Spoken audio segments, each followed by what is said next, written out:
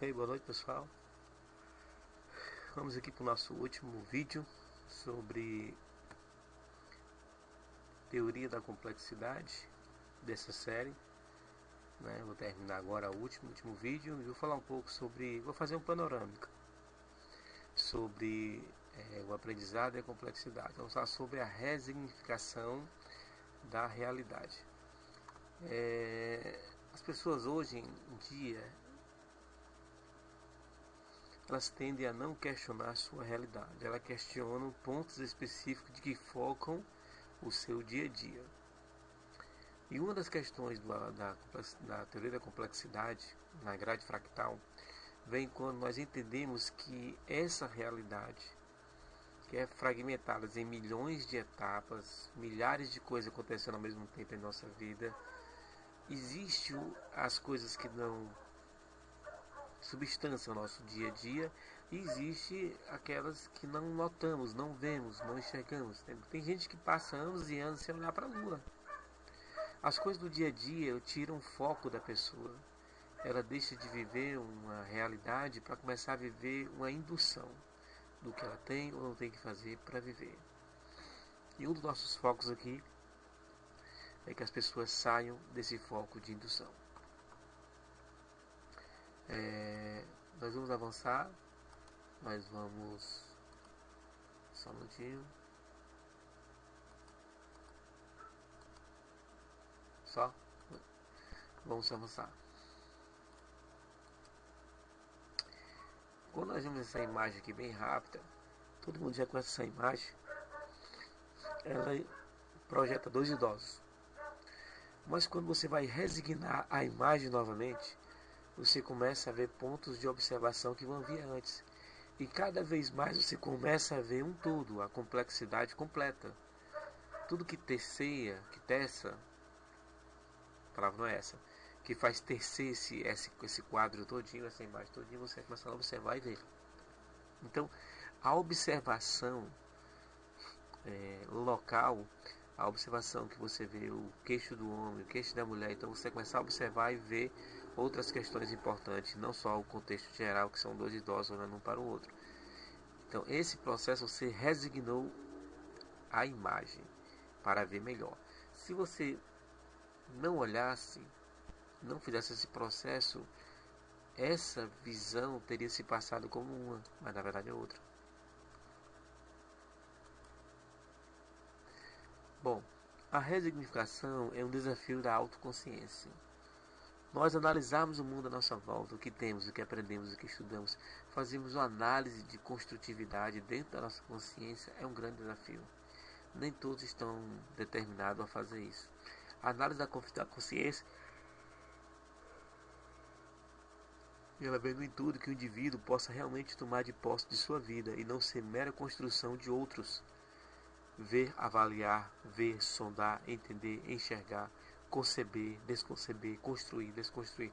Tudo isso vem da resignação da nossa mente, do que nós temos por consciência, que nós temos por realidade. Aqui nós temos o termo resignar, né? Resignar atribui um novo significado, dá um sentido diferente, percepção diferente. Isso é importante, pessoal, para a nossa vida. O ser chamado reavaliar. Não reavaliar os seus conceitos do dia a dia, mas da realidade à sua volta.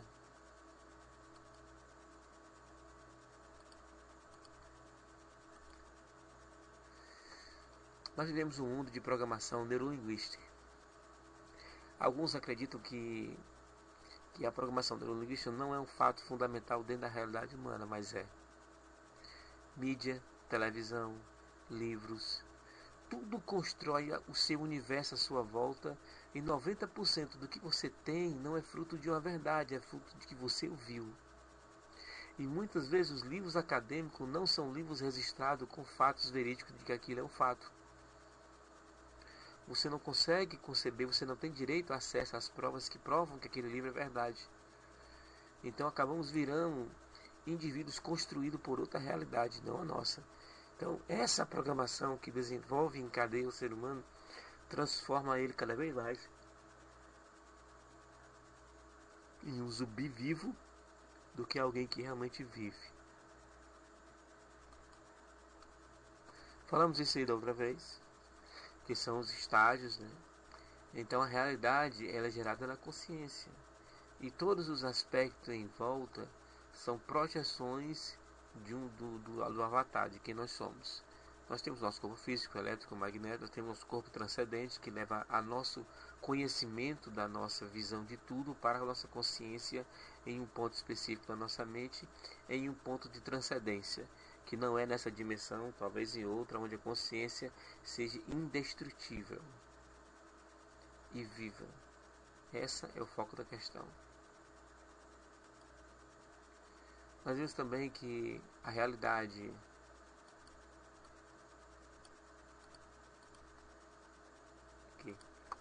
que a realidade passa do universo 1, com o nosso sentido cognitivo, vai pelos pulsos nervosos, o que é real passa a ser elétrico. Isso é incrível, né? Aqui é codificado pelos nervos, transferidos ao tronco cerebral, e aí processado no córtex, e depois gerado por fim nas glândulas que levam à consciência. Nós vemos um processo único, né, que desenvolve toda uma cadeia, e às vezes nós não queremos ver que esse caminho e esse caminho leva a um só, a consciência transcendental, que não está nesse universo, mas está fora. Ela é indestrutível porque ela parte de uma consciência maior, então ela não pode estar nesse mesmo mesocampo, nesse mesmo campo que vivemos, é outro totalmente diferente.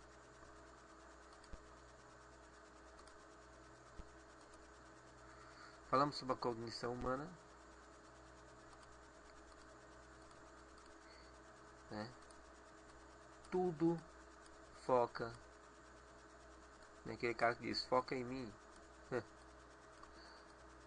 Tudo gera para o nosso cérebro e gera para a consciência. A consciência, que é parte fundamental, que está guardado, que a nossa mente, através das glândulas pineal e outras glândulas, consegue transportar em cognição de luz, a realidade cognitiva em luz, e transcende para a consciência. Essa é a realidade. Então, questionar a realidade, questionar o que aprendemos e vivemos, se é real ou não, faz parte da nossa existência. Por exemplo,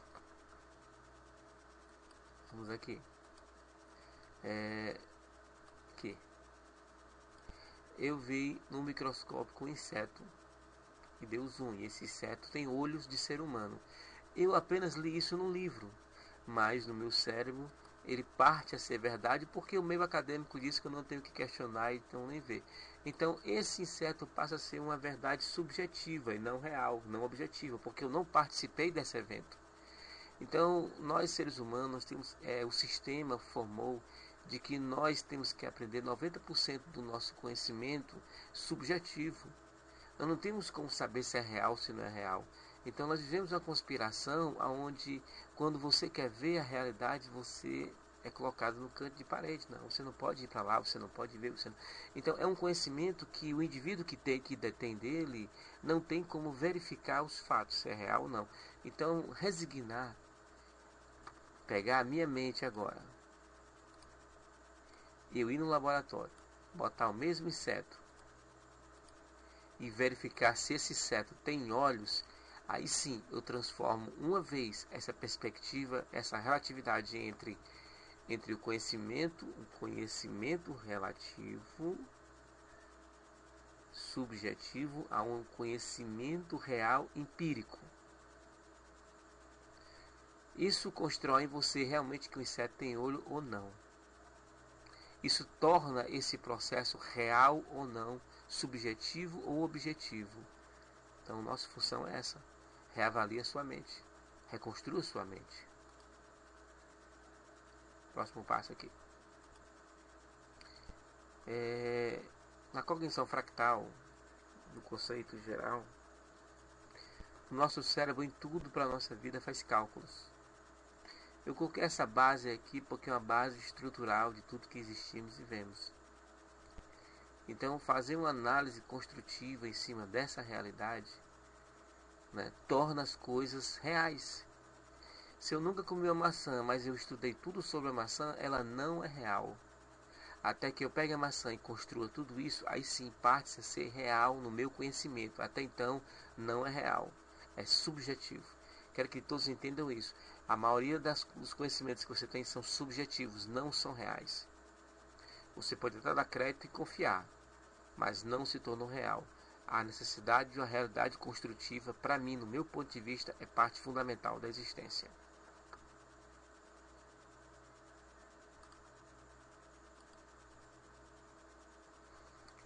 Falamos sobre a questão da memória também, que o nosso cérebro ele não memoriza, ele registra o tempo e não memoriza fatos. Isso é uma teoria que eu vou explicar mais à frente, onde eu acredito que o cérebro é um grande produtor quântico de realidade. Ele produz a realidade pelo tempo memorizado, por tudo à sua volta. Isso vai ser uma coisa que nós vamos fazer uma análise mais à frente.